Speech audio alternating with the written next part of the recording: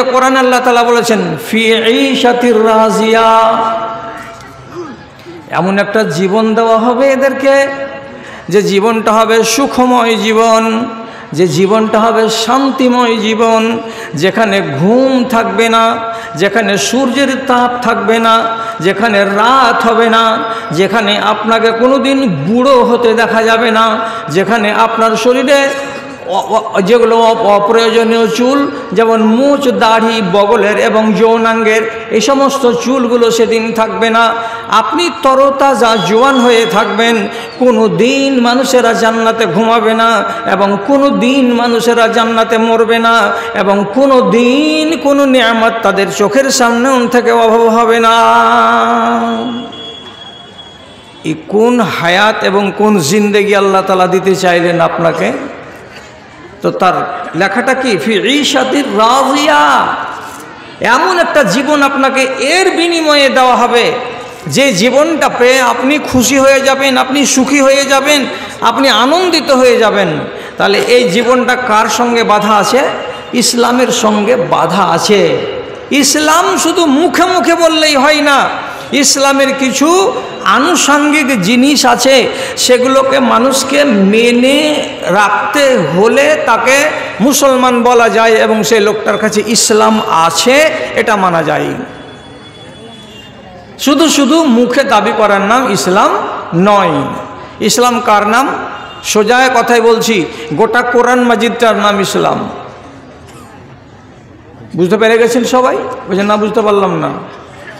কোরআনে যা আছে সেটাই আমার দিন, কোরআনে যেটা আদেশ আছে সেটাই আমার দিন, কোরআনে যেটা নিষেধ আছে সেখান থেকে দূরে থাকা সেটাই আমার দিন, কোরআন আমাকে যেটা করতে বলেছে সেটাই আমার দিন, কোরআন আমাকে যেটা ছাড়তে বলেছে সেটাই আমার দিন।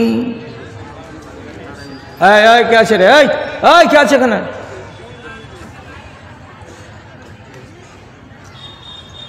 পাথরের মতো চুপ থাকো, একদম স্ট্যাচুর মতো চুপ থাকো,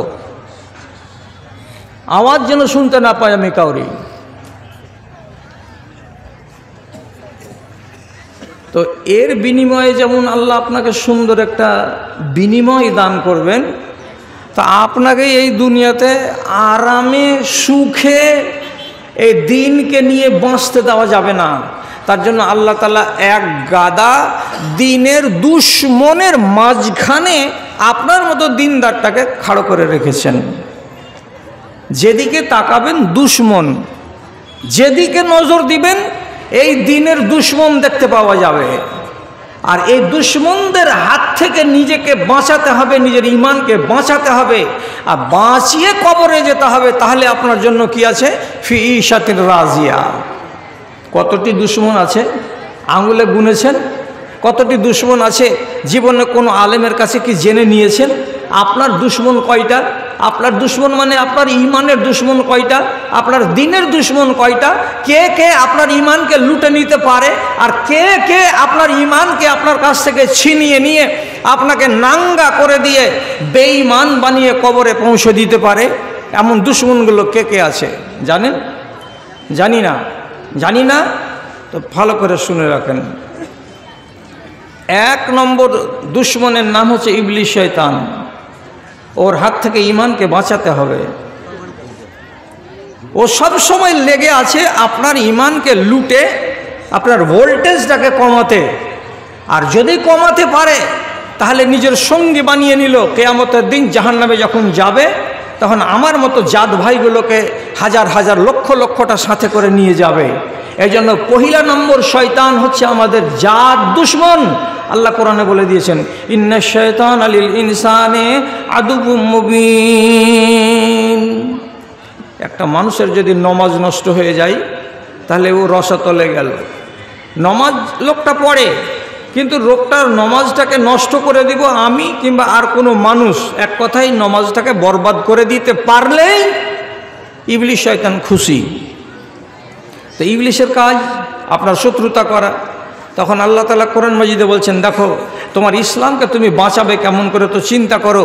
তোমাকে নমাজে পর্যন্ত রেহাই দেবে না কে? তো তোমার এই জানি দুশ্মন, তোমার এই জাত দুশ্মন ইবলিস শয়তান। সবটি মানুষের জানা আছে, সবটি মানুষ আপনি জানেন। কোরআনের একটা আয়াত পড়ছি আর পড়ে আপনি তর্জমা করে দিচ্ছি। আপনি নামাজে দাঁড়িয়েছেন, আল্লাহু আকবার বলে, তারপরে সানা পড়লেন, তারপরে আলহামদুলিল্লাহ পড়লেন, তারপরে আরেকটা সূরা পড়লেন, এক রাকাত হলো। ইতিমধ্যেই আপনি মনে মনে বলছেন, মাগরিবের নামাজে খাড়া হয়েছিলাম তো 2 রাকাত পড়া হয়েছে, দ্বিতীয় তাশাহুদের জন্য উঠতে হবে। তার আগে আপনার মন বলছে এটাই তো তৃতীয় তাশাহুদ, আমার তো 3 রাকাত হয়ে গেল। 3 রাকাত হয়ে গেল, আপনাকে বলে দিল, আপনি বাস ডান দিকে সালাম ফিরে দিলেন, 1 রাকাত থেকেই গেল, নামাজটা বরবাদ। কোরআন কি বলছে? আল্লাযী ইউওয়াসওয়িসু ফি সুদুরিন নাস মিনাল জিন্নাতি ওয়ান নাস। এটার নাম হলো খান্নাস। নামাজকে নষ্ট করার ওস্তাদ কে? তো খান্নাস। নামাজ বরবাদ করতে পেলে আপনাকে বরবাদ করে দিল। তাহলে এই লেখা আছে এর একটা ছেলে আপনার পিছনে নামাজ যেন বরবাদ হয়, আর একটা ইবলিশকে লাগিয়ে রেখেছে ওর চেলাদেরকে। ওযু করতে বসেছেন, এরকম করে হাত ধুয়েছেন, এই করছেন সেই করছেন, মাসা করেননি, পা ধুয়ে নিয়েছেন, নিয়ে দোয়া পড়ে চলে আসছেন, মাসা ছুটে গেছে। মাসা যদি ছুটে যায় তো ওযু কমপ্লিট হলো। ওযু যদি কমপ্লিট না হয় তো নামাজ হবে লা সলাতা লিমান লা ওযু আলাহু। যার ওযু ঠিক নেই তার নামাজ ঠিক নেই। তাহলে আপনার ওযুটাকে যদি নষ্ট করে দিতে পারা যায় তাহলে কামিয়াব কে? তো আপনার জাত দুশমন ইবলিশ শয়তান। এই জন্য তার একটা ছেলেকে লাগিয়ে রেখেছে, একটা ছেলে নয়, ওই ডিপার্টমেন্টে যত মিলিটারি ওর ছাড়া আছে ওগুলোর নাম হলো খিনজাব। ওগুলোর নাম হলো খিনজাব, একটা নয়। খাড়িগোপালপুরের এলাকাতে 100টা ছাড়া আছে, আমাদের মালদহ, চাচল আর হরিশ্চন্দ্রপুরের থানায় হাজার হাজার ছাড়া আছে, আমাদের শামসিতেও 10-12টা আছে। ও কি করে? শুধু উজুতে বসেছে তা আপনাকে ভুলিয়ে দেবে, আর ভুলিয়ে দিয়ে উজুটাকে নষ্ট করে দেবে। উজু নষ্ট তো নামাজ নষ্ট। এটা হলো আপনার 1 নম্বর দুশমন। এর থেকে আপনাকে সাবধান থাকতে হবে। ওর ইচ্ছাটাই হলো কি তোমাকে ভুল করাবো, আর ভুল করিয়ে তোমার পাপের পাল্লা ভারী করব। আর তোমার পাপের পাল্লা যদি ভারী হয়ে যায় তাহলে তুমি আমার সাথী, আর তোমাকে আমি সাথী বানাতে গেলে আমি কামিয়াব আল্লাহর সাথে, এটাই আমার কথা হয়ে আছে। জি, তাহলে 1 নম্বর শয়তান। আর বলছি না এই সম্বন্ধে। 2 নম্বর শয়তান, শয়তান তো নয়, 2 নম্বর দুশমন। আঙুলে গুনেন। কোনো সময় আপনার ইসলামের এবং ইমানের জন্য দুশমন হয়ে যেতে পারে কে? আপনার বাপ। কোনো সময় দুশমন হয়ে যেতে পারে আপনার মা। কোনো সময় আপনার ইমানের দুশমন হয়ে যেতে পারে আপনার বেটা। কোনো সময় আপনার ইসলামের দুশমন হয়ে যেতে পারে আপনার বিবি। কোনো সময় দুশমন হয়ে যেতে পারে আপনার ধন এবং সম্পদ। এগুলো সব দুশমন, সবারই জন্য নয়, এটা মাথায় রাখবেন। সবারই জন্য নয়, কাউরি জন্য এগুলো শত্রু। এরা আপনার ঈমানকে, আপনার দ্বীনকে বরবাদ করে দিতে পারে, সে যোগ্যতা আল্লাহ তাআলা তাদের ভিতরে দিয়েছেন। যদি এমন হয়ে যায় যে আমার বাপ দুশমন হয়ে গেছে, কি করব আমি? 2টা অপশন, হয় বাপ দেখো আর না হয় ঈমান দেখো। যদি বলে ঈমান দেখো, বাপ ছেড়ে দিতে হবে। একদিকে বেটা, একদিকে আপনি, অর্থাৎ আপনার ঈমান। যদি দেখা যায় বেটাকে যদি আমি দেখি তাহলে আমার ঈমান যাবে, আর ঈমানকে যদি দেখি তো বেটা মাইনাস হবে। কোনটা করবেন? আপনার নিজের ইচ্ছা। এত বেশি লম্বা করে ভাবিয়েন না। ঈমানটা ড্যামেজ হচ্ছে, আর দিনের দিন আরও হবে। আর আরও যখন হবে তখন নিজের চোখের সামনে দেখতে পাবেন যারা একটু দিনদার, যে হ্যাঁ কিয়ামত কাছে আসছে, আর ঈমানের দুশমনী কত জোরদারভাবে দেখা দিচ্ছে দেশে। আপনাকে যদি দেখাই উদাহরণস্বরূপ যে মৌলভী সাহেব এগুলো কি হবে? জিন্দা ঘটনা, জিন্দা ঘটনা। কি জিন্দা ঘটনা? সুন্দর, অল্প গুণে যদি দেখা যায় তো 1 থেকে 150টা দাড়ি হবে। এই জায়গাটাতে বেরিয়েছে এক নওজোয়ান ছেলে, বিয়ে হয়েছে একটা মহিলার সঙ্গে, কলেজ পড়া।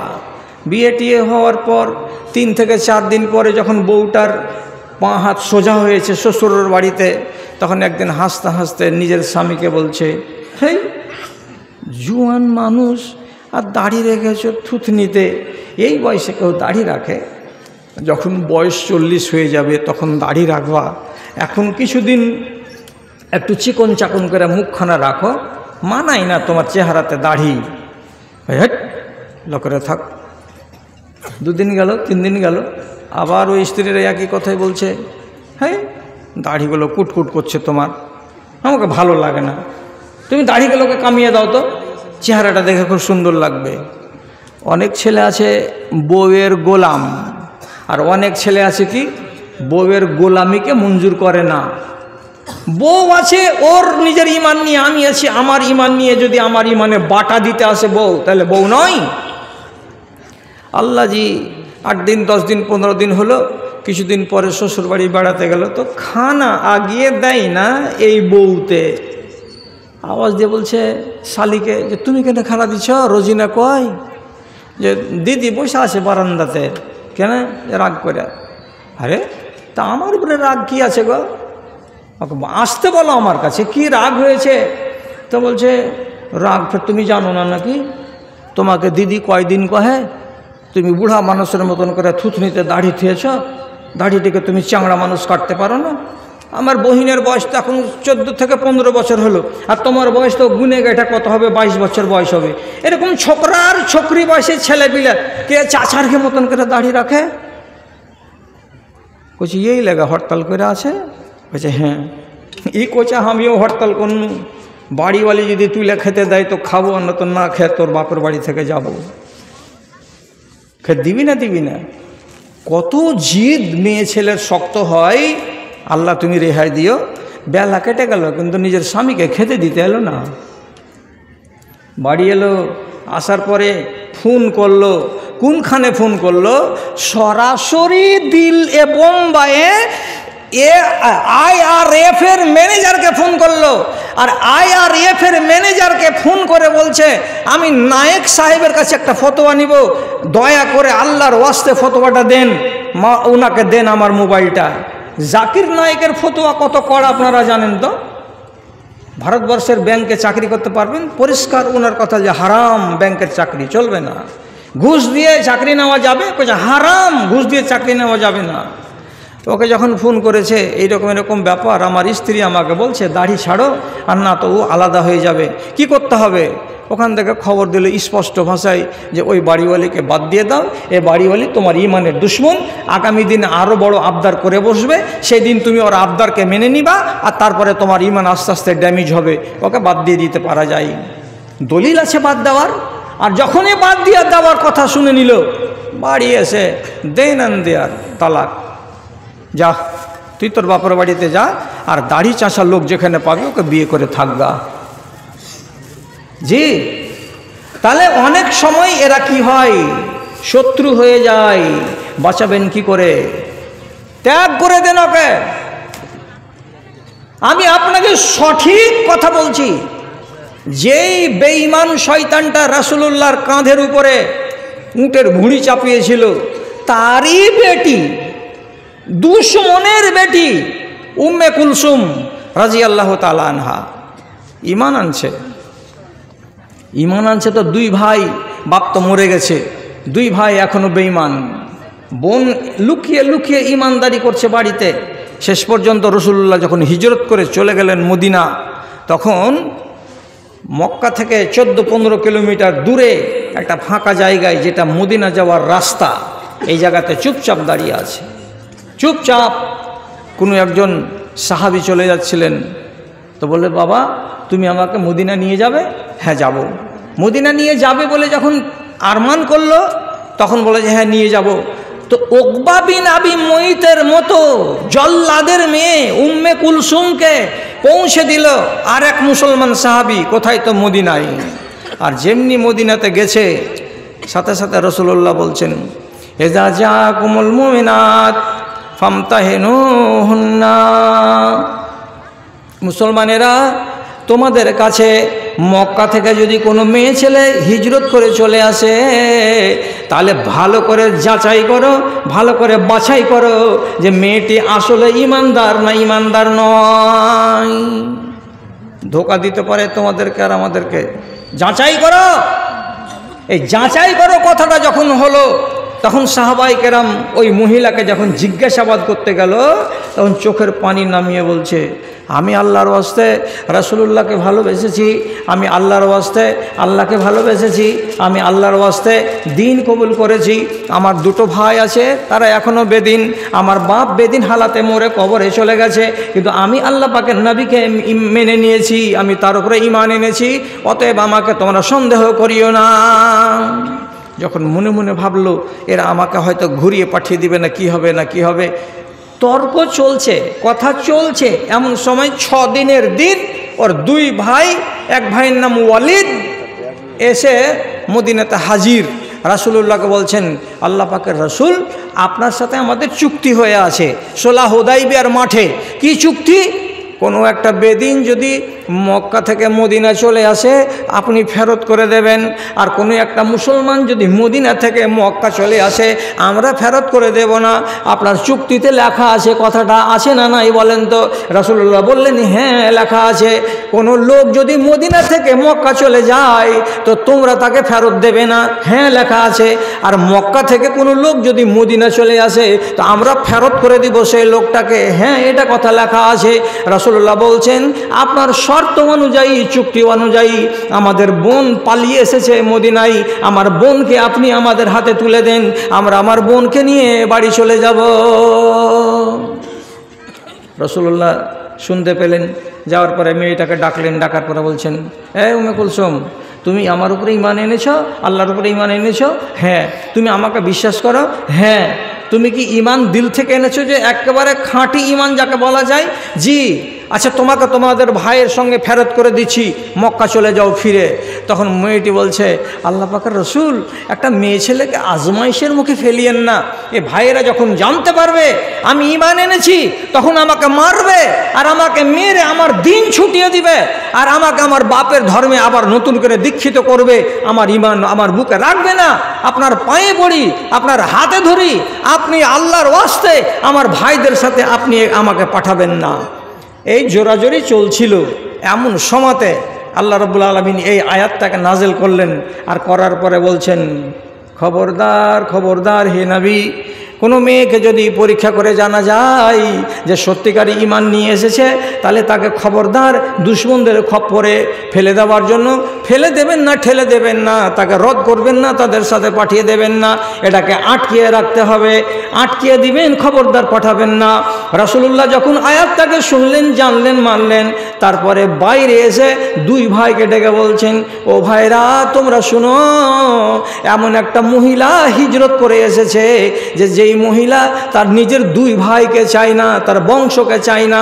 কেন? যে ভাইয়েরা তার দিনের সামনে আড় হয়ে দাঁড়িয়েছে, ভাইয়েরা তার দিনকে বরবাদ করে দেওয়ার জন্য কোমর বেঁধে আছে, অতএব তার সামনে আছে তার ঈমান, আর তার সামনে আছে তোমরা 2 ভাই তার ঈমানকে লুটে নেওয়ার জন্য। কোনটা করা যায়? আল্লাহ তাআলা আসমান থেকে আমাকে জানালেন যে সুলহ হুদাইবিয়ার দিন যেটা চুক্তি হয়েছিল ওই চুক্তিটাকে ভেঙে দেন, এই চুক্তিটাকে রাখা যাবে না, এই চুক্তির ধারাটাকে বাতিল করে দেন, যে চুক্তির ধারাটা মানলাম না। খালি হাত যাও, থেকেই যাবে, এই বোনকে তোমরা নিয়ে যেতে পাবে না। রাসূলুল্লাহ আটকে দিলেন, রাসূলুল্লাহ আটকে দিলেন মেয়েটাকে। খালি হাত এরা 2 ভাই চলে গেল। কি বলে চলে গেল? যে না, আর আমাদের বোন হয়ে নাই, একে আমরা বোন বলতে পাবো না। যাওয়ার কালে চোখের পানি ঝরিয়ে বলল, বোন রে, জিন্দেগির মতন ভুলে গেলি, ভাইয়েরাকে ভাই বলে মানতে পারলি না। তো বোন পরিষ্কার বলছে, আমার কাছে আমার ঈমান পেয়ারা, আমার কাছে আমার ভাই পেয়ারা নয়। বন্ধুরা, যদি ঈমান বাঁচাবার গরজ থাকে তো অনেক কথা আছে। দরকারে ধন ছাড়তে হবে, দরকারে মা ছাড়তে হবে, দরকারে বাপ ছাড়তে হবে, দরকারে ভাই ছাড়তে হবে, দরকার হলে দেশ ছাড়তে হবে, এবং সব আল্লাহর শরীয়তে প্রমাণ আছে, এক এক করে আপনাকে বলা যাবে। কিন্তু এত কথা তো বলার সময় নেই, ঘড়িতে বেজে গেছে রাত 1টা।